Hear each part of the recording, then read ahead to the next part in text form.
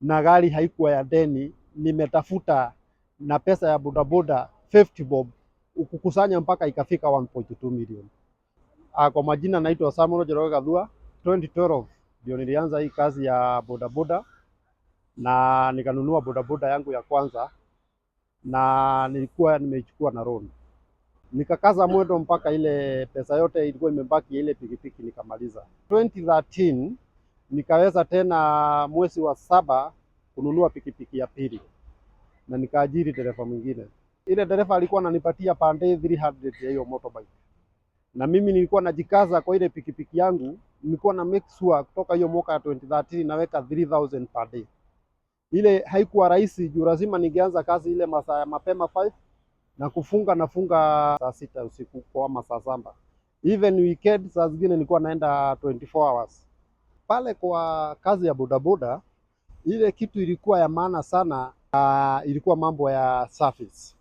Ingawa hata pale nilikuwa nabebea, ilifika mahali wakasema hata natumia saa zingine uchawi. Juu client angekuja asimame pale kwa stage akigoja wa Githomo bila kubebwa na mwingine, lakini nilikuwa naambia sio uchawi, ni mambo ya maombi na customer service mzuri. So hiyo ndio ile maneno naweza advise vijana wakuwe nayo. Mambo ya bodaboda challenges haikuwagi rahisi. I remember the year 2013 kuna mzee nilibeba kwa stage, ilikuwa usiku saa 8 ya usiku na nikampeleka mahali alinioda nimpeleke. Veje tulifika pale, vijana walikuwa wamenigojea pale na haikuwa kitu rahisi juu ile kitu nilipokea ni kichapo. Kachapwa slap ya uso na ile slap ilikuwa na yule jamaa ameweka dawa kwa mkono yake. Kwa ile ya kulala, nililala hapo kwa hiyo nyasi 3 hours till in the morning 5.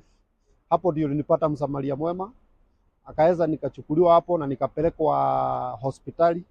2014 niliweza kusave pia hiyo mwaka ya 2014 yote, na kufikia mwezi wa 9 hapo kwenda kuangalia balance ya account yangu ilikuwa allowed 900,000.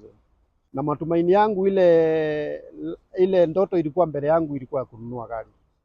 Na gari yenye nilikuwa natamani ya wakati ilikuwa gari ya Probox. Mwenye kuniuzia gari akaniambia hata niuzia Probox, hata niuzia Fielder, juu ndio mzuri na hiyo kazi ya taxi.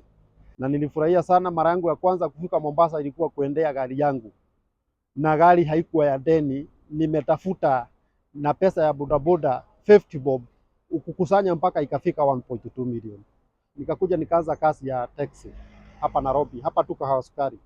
So 2015 mwezi wa 7 hiyo gari ilipata accident na ikakuwa write off, ilibidi nirudi kwa bodaboda.